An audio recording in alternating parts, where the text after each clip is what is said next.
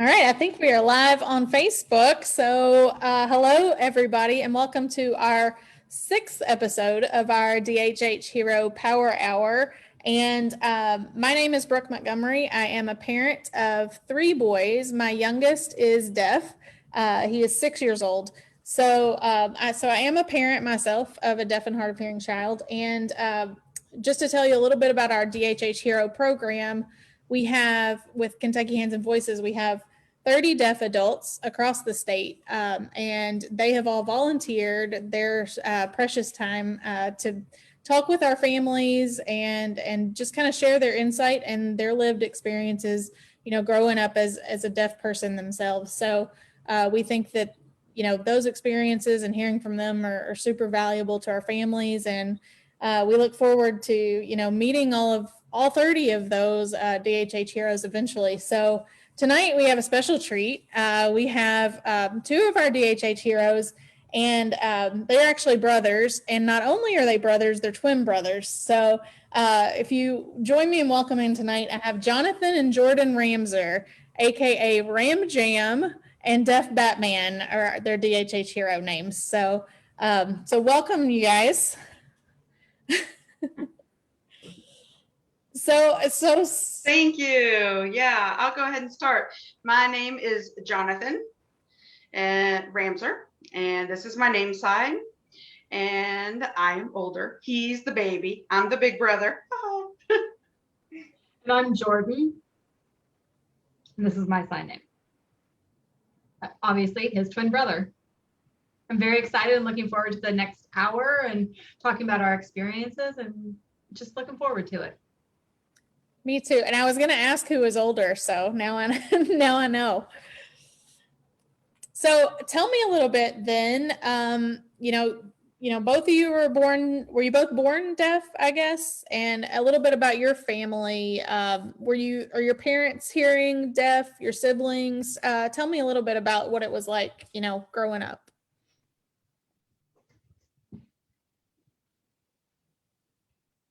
You, me, you. You go. Okay, well, both of our parents are deaf. Now, my parents were raised in what's considered the oral tradition. Their families didn't sign at all. My mom went to summer camp where they had signing and she was exposed there. So they had signing and speech there. My dad didn't sign until later on, until he was about a junior in high school. So once he got to, that's when he actually entered and enrolled at KSD. But before that, he hadn't really interacted with many deaf. He'd been raised using speech and auditory skills.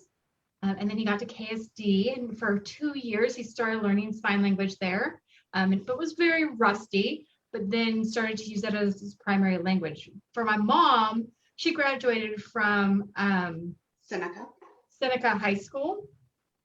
And she was able to interact with the deaf community here. And so she was very fluent, but they did finally meet in their signing world. So both of them signed when they met.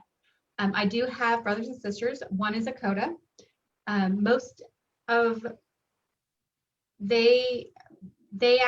parents actually spoke mostly with my brothers and sisters until we were born, and because they were all hearing.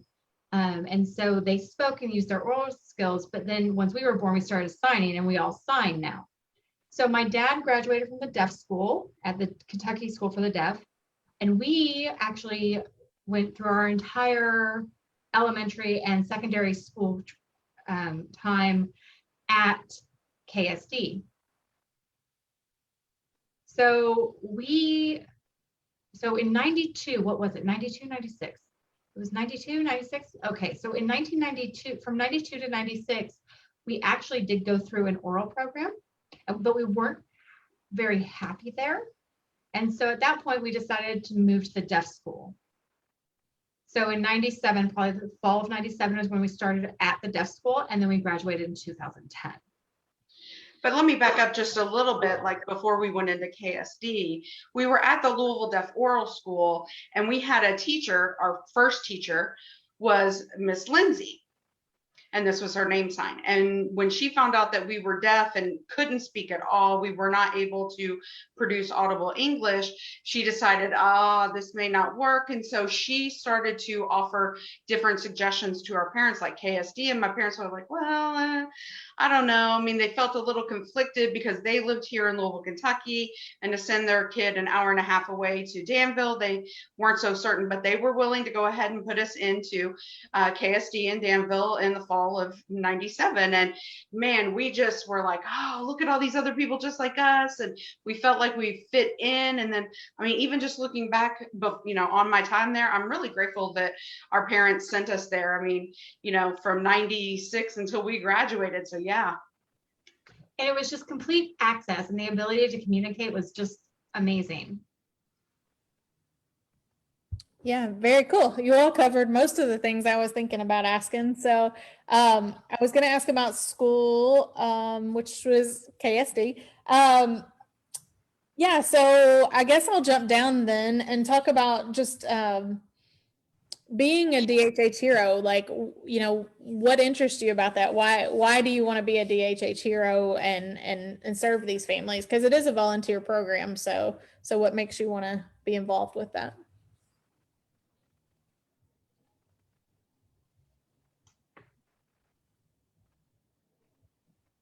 So before I moved from New Mexico, before I moved back, I lived in New Mexico, and at the deaf school in New Mexico, they had a program under their outreach division for the state.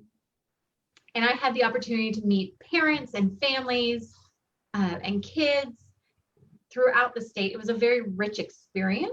And I got to interact with a lot of people at different social events, community events, and others. I would go to their homes and I would do tutoring for American Sign Language. And I could see the growth and the connections between the parents and the children and how successful that was.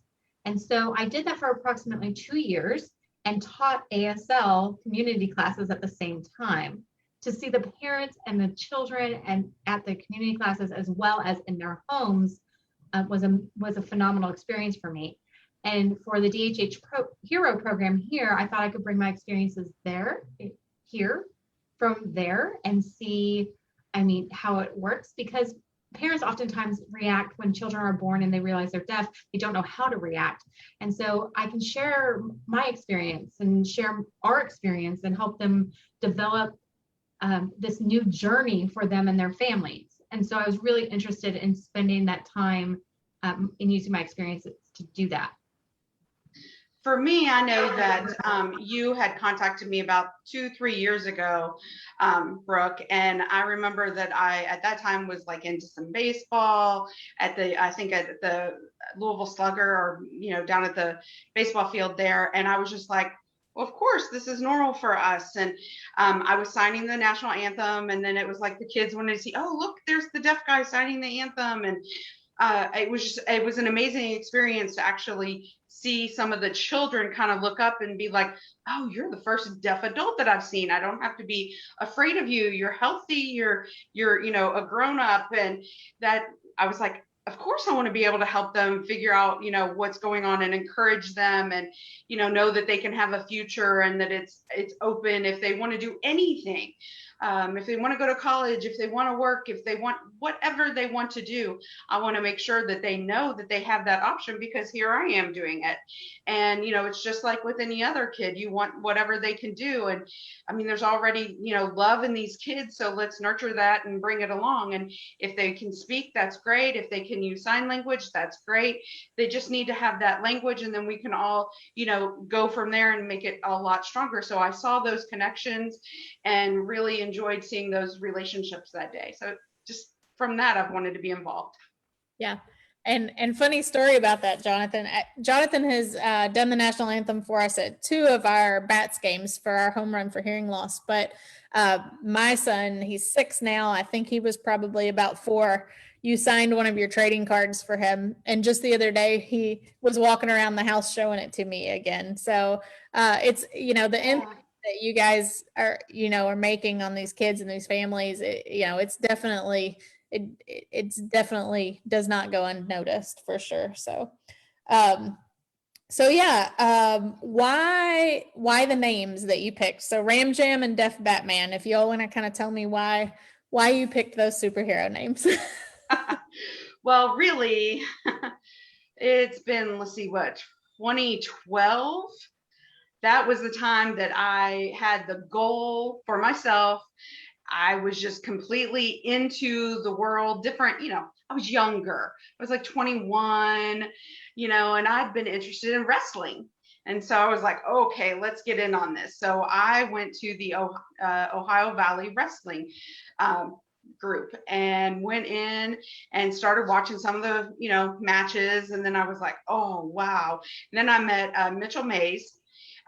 He had an amputation from being in the war, and he survived after the explosion, but only, lost a leg. So I was like, hey, you want to be a pro wrestler? If he can do it, then I can. And then I met Nick Dickmore. He used to be in the WWE. His name was, it was a different name back when he was in the WWE, but when he joined here, he invited me, and I'm like, oh my gosh, that's great. So in 2013, I started, that was my, rookie year in there. And I was like, what am I going to call myself as a wrestler? What can I call myself? And they were like, what about this? And they looked at my last name being Ramser.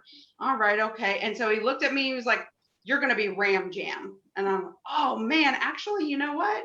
That sounds good. And my older brother was like, yeah, I had to check with him, and he was like, yeah, that sounds good. What do you think about Ram Jam? Does it make sense as a wrestler name? Does it sound good?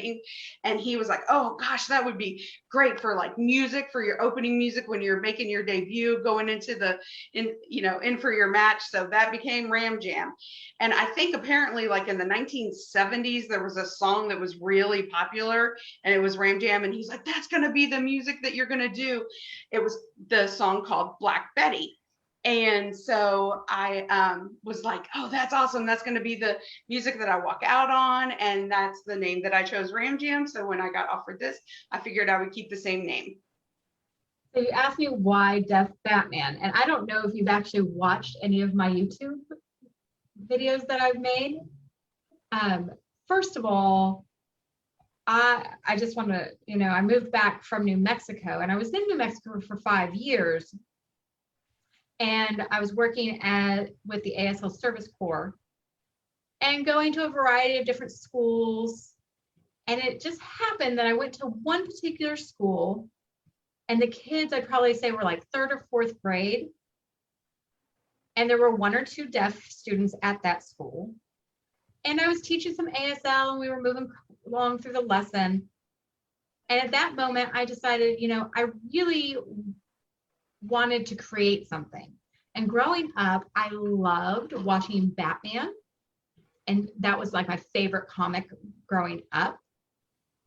And so I came up with an ABC story, which is a very deaf cultural thing to do. It's a form of poetry that uses classifiers and a variety of other things. But so I signed this ABC story, and it was short and sweet. It was like 2 minutes.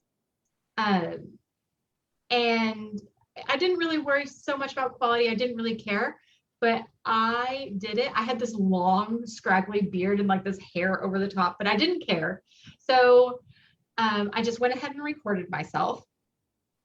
And then I showed that to the kids, and the kids enjoyed it so much. And I realized what an impact it had on them. And they asked me to make a second one. And I was like, oh, okay. So I went ahead and made another one.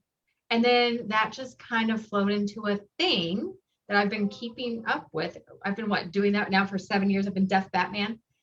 No, 5 years. 5 years now. And I've just been keeping this going, and we watch it every so often. And I've just kind of accepted that this might be one of my personas from now on.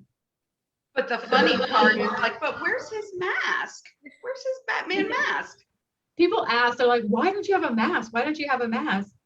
But, masks hide all of this information, right? So I have to be able to use my eyebrows and my face. So I decided to just remove the mask from the equation. Very cool. So, Jonathan, I know the answer to this, but if you want to tell everybody else, are you still wrestling now, and how is that going?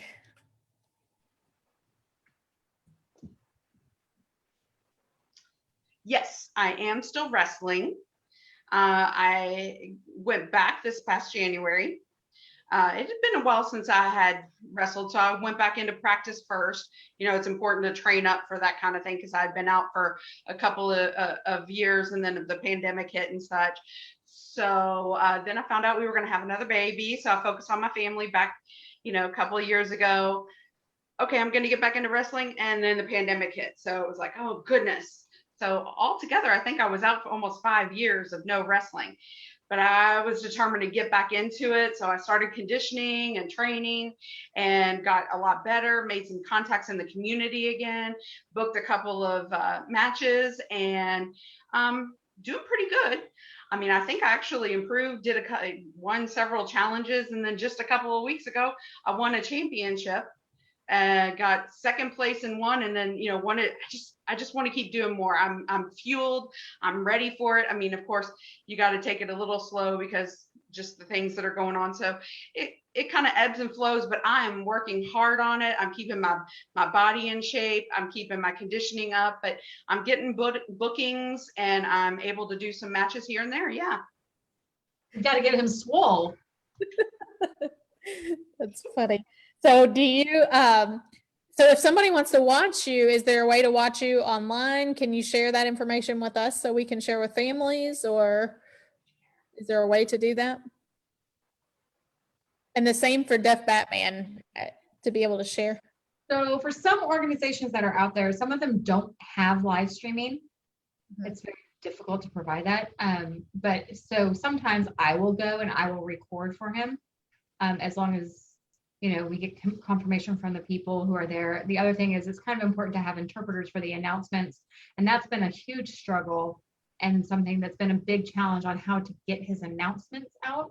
And so we're trying to advertise and increase the audience. So I do record him sometimes, but it's a lot of responsibility, and the organizations aren't necessarily filming or live streaming. Right, and the quality of it as well for, you know, our videos aren't all that great because sometimes they have special effects and stuff. I mean, if they have, that facility has their own recording, that's great. We can make copies or something, but. Yeah, but I was recording you before. Right, exactly. Before, there was a place close to Frankfurt that I went to just a month ago, and they had it all set up, and it was I mean, the audience was there, and I was like, do you guys have that copy of the video? But then apparently they didn't have it of mine. So I had to call a different tech department person, and they said they would bring it. But I learned something from that experience that, okay, I need to have more focus, have more action on me so that it shows up more on the video. Plus, I need to contact them and ask them more about what their system setup is so that I can get that. But, you know, I was so busy with family and all that kind of stuff. But I think the next end of November, December, I'll see if I have any matches. Definitely make sure that I get that posted.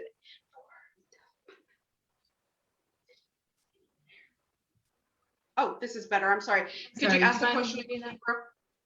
Sorry, we moved screens real quick. Interpreter, do you mind repeating that? I was just gonna, if there was a place to see Deaf Batman so that we could share that as well, those videos. Yes. I am on a hiatus at the moment. I am incredibly tired. It is a lot of work to create those videos the way I like to have them done, to script them, to edit them, and to plan them out and recruit volunteers. There's a lot that goes into it. So currently we're on hiatus for a bit. I did just get a new job as the ASL coordinator at the University of Louisville. And so I've switched gears a little bit for a while. And once my things kind of even out there, then I will go back to creating Deaf Batman again. Which should happen in the next year or so. So you can expect to see more episodes in the next year or so. Very good. So both of you, I would say both of you have, some major creativity, right? So like we've got Halloween coming up. What was Halloween like for you guys growing up? Did you get really into Halloween, dressing up, that sort of thing?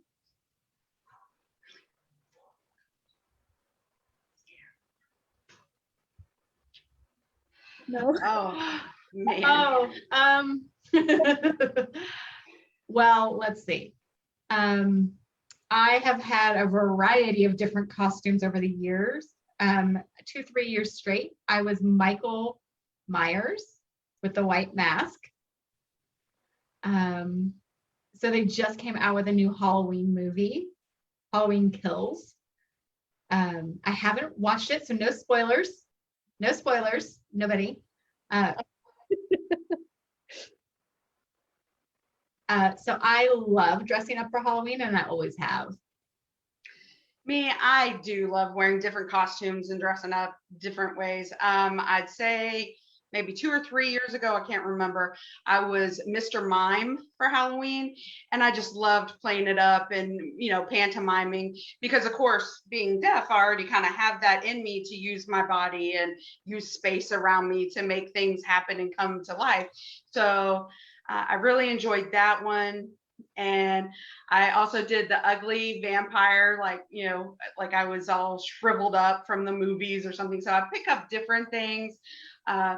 It doesn't have to be the same thing every year, but I definitely like to go all out and make sure that I, put on a show. That's what's amazing for me. I like doing different things. And now, what do you want to do? A joint costume? You could do a twin costume?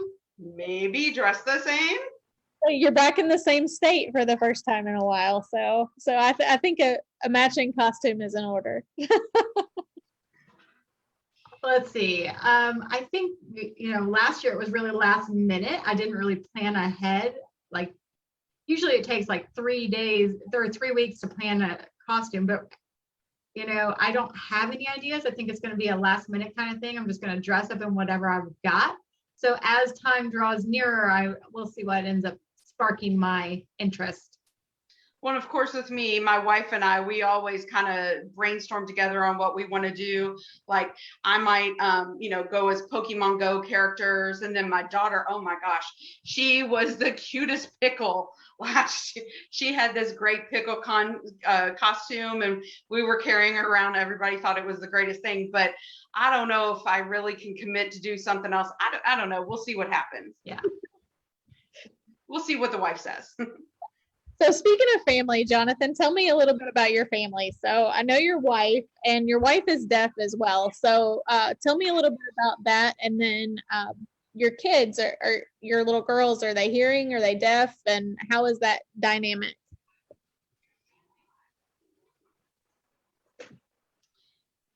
Well, just to let you know, yes, I do have a family. My wife is Maria. This is her name sign, Maria. And we have been together for 7 years. We've only been married for about 3 years now, but been together for 7 altogether. And we do have 2 kids. Oh, beautiful, beautiful daughters. My first daughter is Jacqueline, and my second daughter is Evelina. And both of them are hearing. They are not deaf. They started picking up signs because, of course, both of their parents are deaf. So they are definitely children of deaf adults, CODAs. And so, they know animals and colors and foods and activities and things. We work with flashcards with them so that they can pick up more and expose different words to them. They also know that their grandparents are deaf. And so they have access to sign language everywhere. Now that my brother is back here, they know that, Uncle Jordan is deaf. So the first one is picking it up much more. The second one, she's still kind of young, but she's seeing what's going on. They love to play and be with others. We do have a CODA camp, like for children. We try to get them exposed to that so that they can see, okay, I may not be the only child who has parents who are deaf, but all the kids can still communicate with each other and play and have similar experiences. So really, they're learning 3 languages in the home.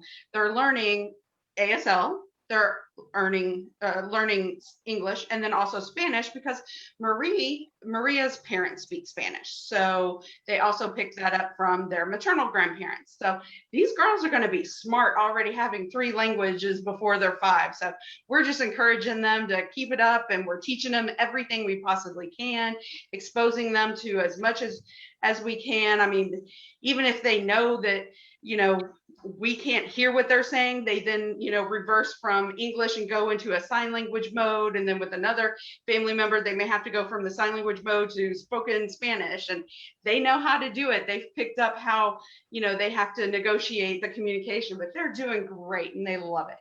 Yeah, that's amazing. They're going to be trilingual. And I will have to say, Jonathan's daughters are absolutely adorable. So he's right about that. So you guys, grew up in an ASL household, so it was easy and natural for you guys to learn ASL, right?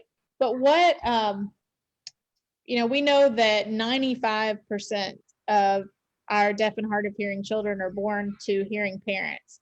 So what advice would you give to those hearing parents who want to teach their kids ASL, but it's not their first language, right? And it's really hard, for hearing parents sometimes to find the resources and to make that happen when it isn't their first language. So what kind of advice do you have for that?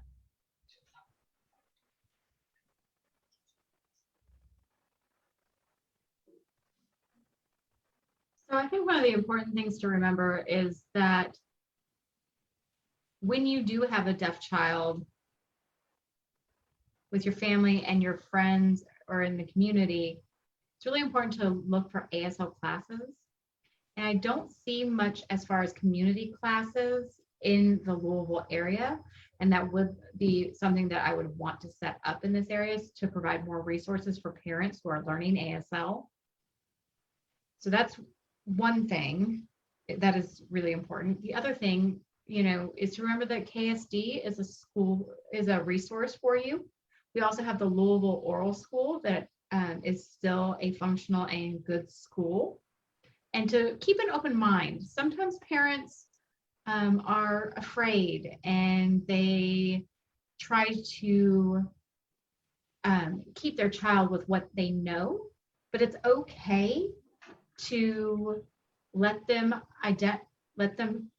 experience their identity, to let them be, and to kind of figure out for themselves who they are, instead of having the parents decide what kind of life they want to live.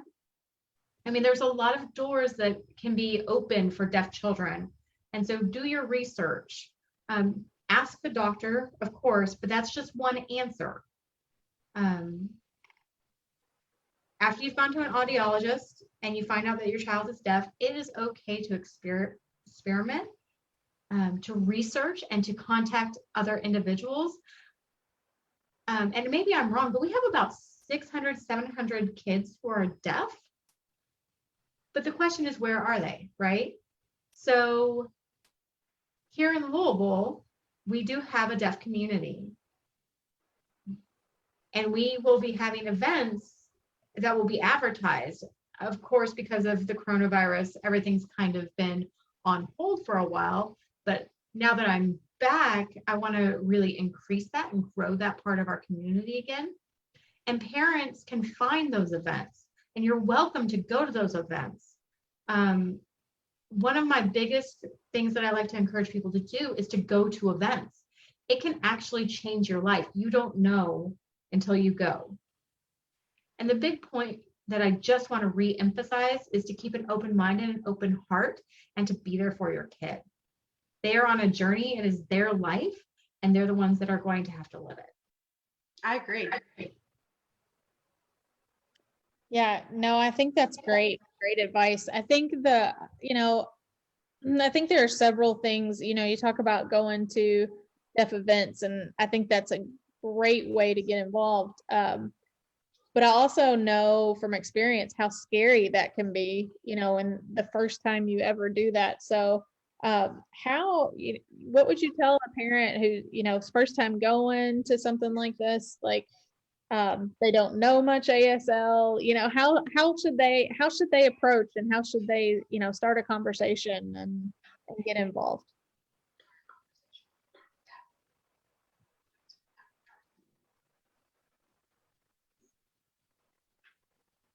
It's okay to be scared. Yeah. It's okay to be scared. I am going to tell you that we don't bite, but you're going to have to go in and see what happens. There are a lot of things out there and in other states, but other states have different resources than we do. And the people in specific regions typically adopt the signing style of the regions. So the most important thing is when you go into a deaf event is to be yourself and to see what happens, and then ask the questions, right? There are a lot of questions that you have. Feel free to ask. Deaf people are very open. And if you ask those questions, we're happy to interact with you. And you'll get a wide variety of responses. But sure. Again, I just want to re-emphasize that importance of the open mind aspect. And that fear that you have will reduce as you go more often. And then take the opportunity to meet other parents of deaf children and get your kids together. And not necessarily the people who don't have children, but there are a lot of individuals who have children and who have deaf children. And that would be great connections for parents. That would be birthday parties for your kiddo, and Halloween parties and Christmas events, and just a variety of other holiday get-togethers that happen. That makes a difference. It truly makes a difference. You will find people to socialize with. And if the socialization with one group doesn't work, that's okay. Just don't identify or stereotype all deaf individuals with that one label, that one experience. There's a lot of different deaf groups, just like there are a lot of different hearing groups out there. I know that deaf community is a little bit smaller. It might be a little bit more difficult to find, but you will find your crowd. There is a crowd for everyone. One good example that I'm thinking of is my parents. So when my parents were young, back when we were young, I'd say there were 15 kids probably in the group. Yeah, so it was in the 90s. The parents were responsible for making sure that there was social interactions. It was always the same people who came to the social events, but we're in our 30s now, but we still get together regularly with the social group that we played with when we were children. But what's really important is for deaf children to be able to get together with one another and to spend time with each other. And so I think that's really important for parents to foster that interaction. Yeah, and I think I'm sorry, there's an echo. I think that's one of the great things about Hands and Voices. We try to have events where families get together, and their deaf and hard of hearing children can play together and see kids that are like them, and the siblings can see the siblings like them, and we have our DHH heroes that come, and also they can see the generation. And then when our DHH heroes, they bring their children who might be codas that play with our kids who are deaf and hard of hearing.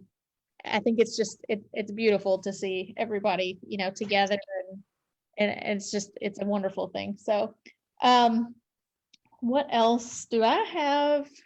Yeah, that community coming together and being one.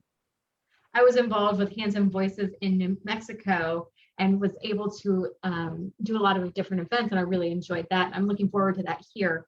So please feel free to invite us or invite other deaf adults. We're happy to come. We're happy to chat with other parents and give tips or tricks. He's the really experienced father type. Well, I don't have any kids. I'm such a busy guy. I don't have any kids.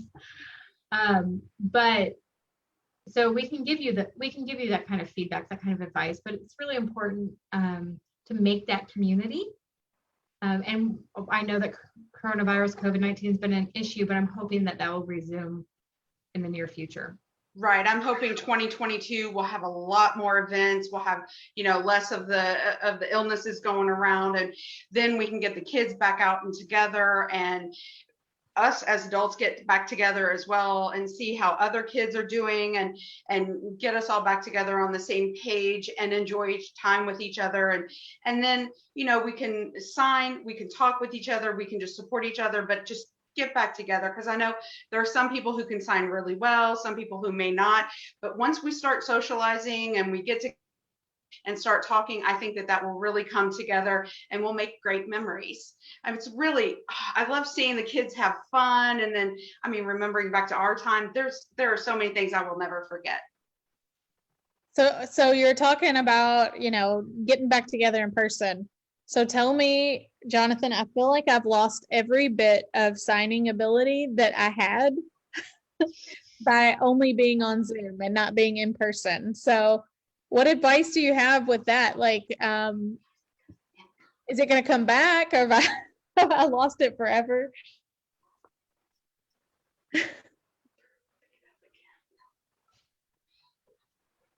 Oh, of course you will. Of course you will. Of course, it's important just to remember it ebbs and flows. That's fine. You're not going to always be perfect. It's just to try to use it every day if you can keep up with it.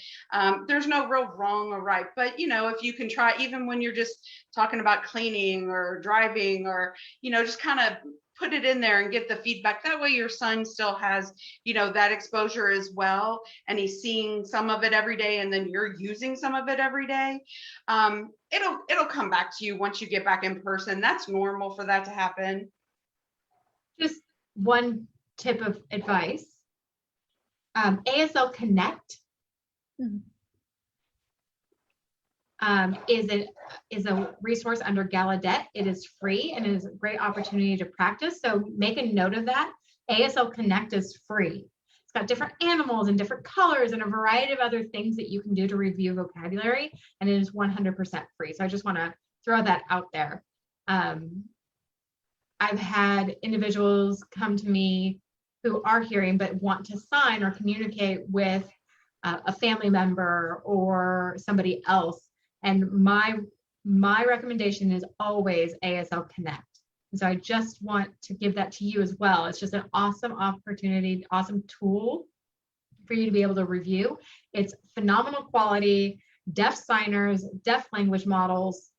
So I just wanted to make sure that I share that. And I should probably tell you that I'm a very proud Gallaudet alumni, and I need to rep my school.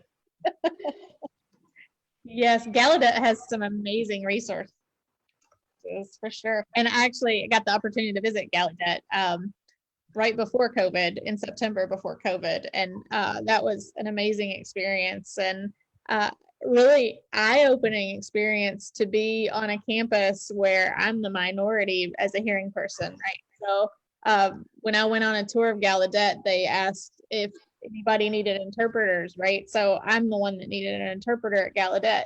And so that was a, eye-opening experience for me, and I loved every bit of it. Tell me, Jordan, about your experience at Gallaudet. If people don't know, Gallaudet is all deaf college and in Washington, D.C. So if you want to tell us a little bit about your experience there, that'd be great. Sure.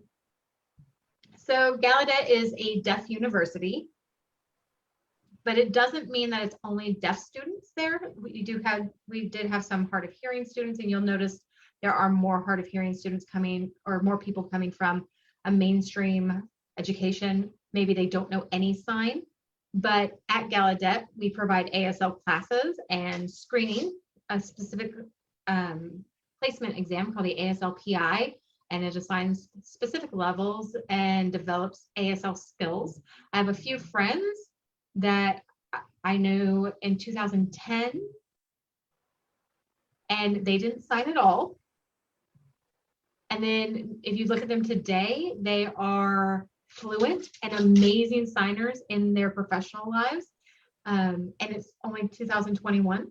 And that has been, it's really where individuals find their deaf identity and are able to connect with the deaf identity. and the language is 100% accessible for deaf and hard of hearing individuals. You don't miss anything. 24/7, you have access. And so there's individuals who are mainstreamed, or maybe were the only child in their school. Maybe they were homeschooled, or maybe they didn't have interpreters. I encourage all sorts of deaf individuals to go to Gallaudet. There's also the Southwest Collegiate Institute for the Deaf. And then we also have NTID, which is the National Technical Institute for the Deaf. That's where I went. And CSUN. So there are other colleges that have deaf programs. So I really want to encourage kids to go and see those programs, to see different signing programs, because Gallaudet isn't the only option out there, and it isn't for everyone. So they have different majors and they have different minors, but maybe another school might be a better fit for you scholastically. But looking for a place that has communication access is very important. In the back, I was very pro Gallaudet as the only option. And as I've grown, I've realized that Gallaudet isn't a good fit for all individuals, and it doesn't have the option of majors for everyone. So yes, it was a phenomenal growing experience for me. But, being at KSD for 13 years and being able to chat in the same language, but Gallaudet just broadens that experience. And there's international students as well from all over the globe. And so learning different signing styles and different sign languages and being able to share those experiences have impacted my life and truly changed my journey. And I've been able to bring those experiences back here to Kentucky with confidence, and I have knowledge and experiences that I can share. And if you need any of those things, and if your kids are getting ready to go to college, you want to have a conversation, I welcome that conversation. Let's talk about majors and minors. I'd love to really take a look at all of that. And for me, I went to RIT, Rochester Institute of Technology, and then the National Technical Institute for the Deaf up in Rochester. But it was a little different than what Gallaudet it does. I mean, we were more in computers and design and technology. And so, I mean, if you love technology, really, NTID is the place to go for you. Gallaudet has different programs and things that are best there. But yeah, it doesn't, a lot of kids who went through mainstream schools, who have gone to public schools, some of those more likely go to NTID, but really it just depends on the student and what they want. And I was only there for a year myself, because I wasn't really interested in that field. After I got there, I was just like, no, that's not for me. I came back. I don't regret it. I don't regret not finishing. I would still encourage kids to go up there. It just wasn't for me. I'm hoping to get to go to Rochester next year and visit. So hopefully I will get to kind of experience both of those places. It's a pretty campus. It's a large campus in Rochester. I've never been to New York, so it'll be my first time. You'll have to tell me what to do while I'm there. Well, but I will say, New York, it's cold. I could not stand the cold up there, because RIT is this huge campus. I mean, honestly, it's much bigger than Gallaudet in comparison. But like when I went to school, you just walk and walk and walk and walk. And when it's 10 degrees out there and you're walking, it's like, oh, this is too cold for me. I am going back home.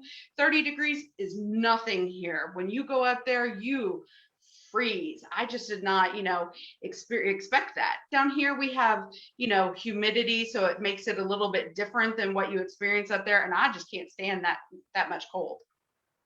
So RIT and NTID are a little bit outside. I think it's the third or fourth largest deaf community in the country.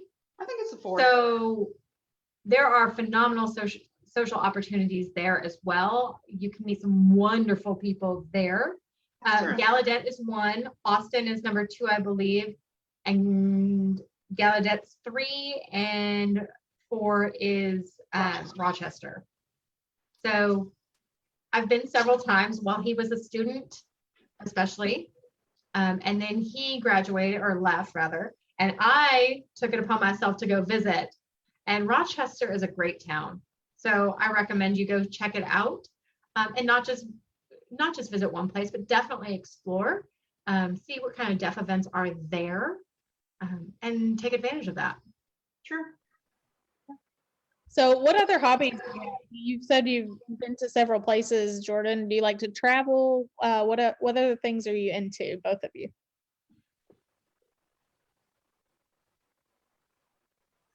You, me.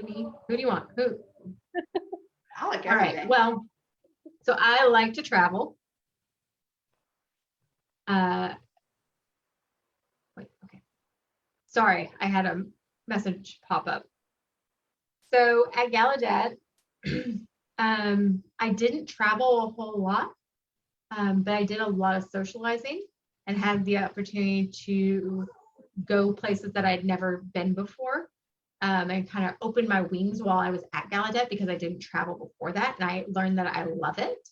After I graduated, I came back here in 2015, and I worked for U of L back when RJ was teaching here, or excuse me, I was an adjunct at that time.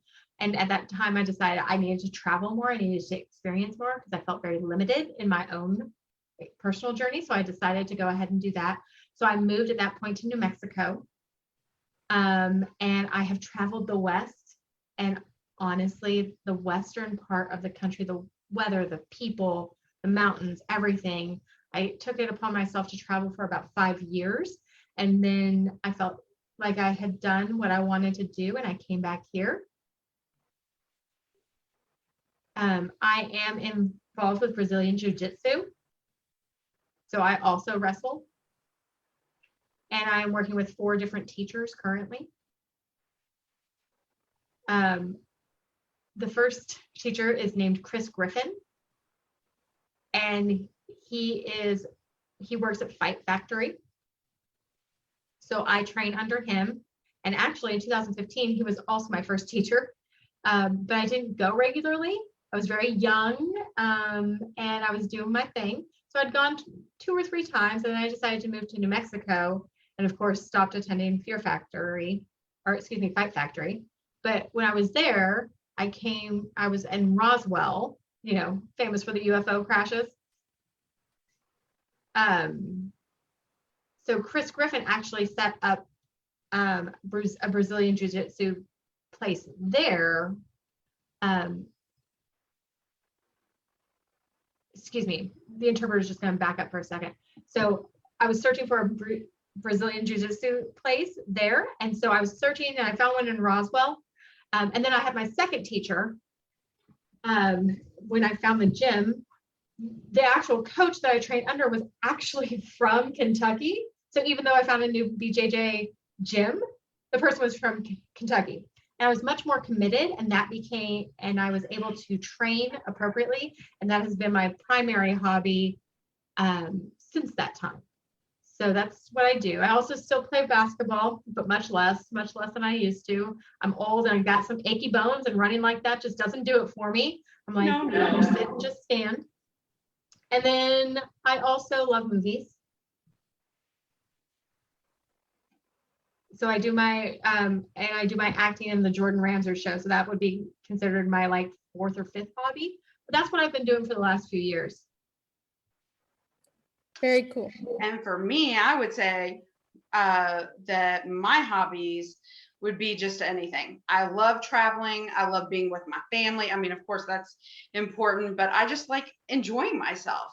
And, used to when I was younger, I didn't really have this is what I'm going to do when I get older. It wasn't what I'm doing now, but at the same time, it's really satisfying. And, so I've learned over the 8 years, I have just learned to love to travel. I've met so many people, skilled and successful wrestlers that I couldn't have ever imagined meeting before, and as the years have gone on, I've just become much more comfortable with all of this. And youth come up to me now and they're like, hey, I want to be a wrestler like you. And I'm able to give them feedback and pointers. And I've developed over the last 8 years, and looking back, I'm like, wow, I've actually got a lot of experience. Yeah, but what's your backup? What's your other hobby?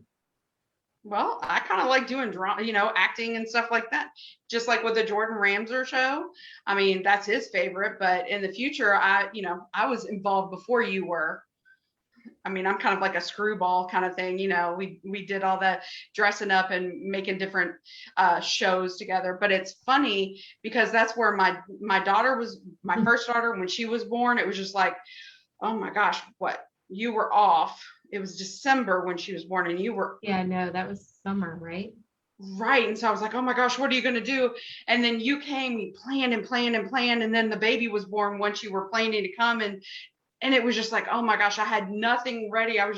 Everything had to be like spontaneous when we did it. And it worked out. And they were like, well, who is this person that came in your stead? And I'm like, well, that's my brother. And they were like, but he looks so different. He did all this and he did that. And I'm just like, well, yeah, he can. I mean, that's how we do it. We're just like improvisational. We just like to do things and act and put ourselves out there.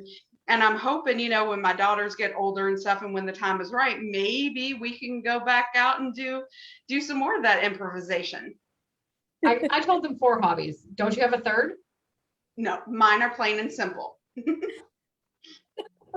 That's awesome. Yeah, I don't think we've only got 6 minutes left. So let's end by just kind of talking about, and I will say, Jordan, you talked about in New Mexico, the Deaf Mentor Program, and that is our goal in Kentucky. So we started with the DHH Hero program as a volunteer program, but ultimately we would love to have, an established Deaf Mentor program, like you said, where deaf adults are going into the homes and working with families. So we really want to do that. So I may be talking to you kind of about your experiences. That's a great idea. Yeah. So that's our next big goal, Absolutely. Happy to. Yeah. Definitely needed.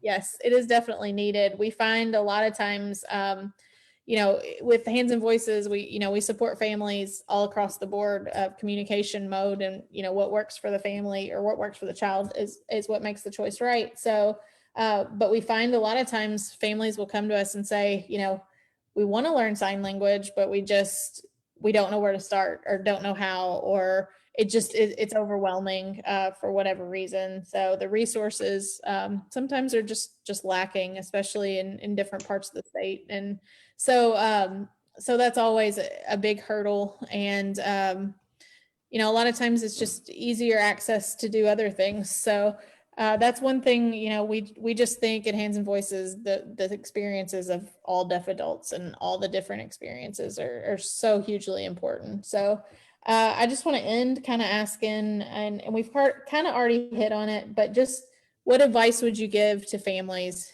who have deaf and hard of hearing children? What do you want to leave everyone with tonight?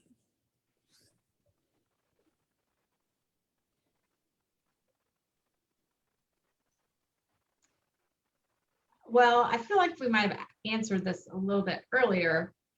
But